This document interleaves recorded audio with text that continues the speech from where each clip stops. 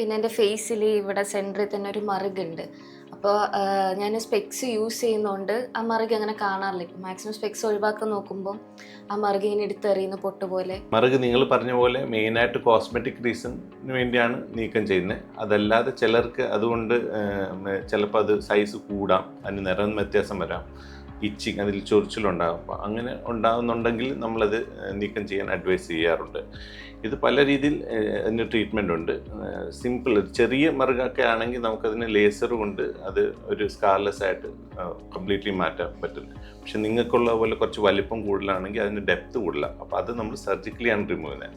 അപ്പോൾ surgically remove ചെയ്യുമ്പോൾ definitely അവിടെ ഒരു പാട് കാണും, പക്ഷേ അത് നാച്ചുറൽ ക്രീസിലായതുകൊണ്ട് അത് അധികം അറിയത്തില്ല. പിന്നെ നമ്മളിത് ചെയ്ത് കഴിയുമ്പം ഹീലിംഗ് ടൈമിന് അതിന് വേണ്ടിയുള്ള സ്കാർ തെറാപ്പി അഡ്വൈസ് ചെയ്യും. അത് ഏകദേശം ഒരു 2 to 3 months നീണ്ടിരിക്കും. ആ ഒരു സമയത്ത് ഇത് പ്രോപ്പറായിട്ടുള്ള ഓയിൻമെൻറ്റ്സ് ഒക്കെ അപ്ലൈ ചെയ്ത് കഴിഞ്ഞാൽ ഡെഫിനറ്റ്ലി അത് ഏകദേശം സ്കാർലെസ് പ്രൊസീജിയർ പോലാണ് ചെയ്യുന്നത്.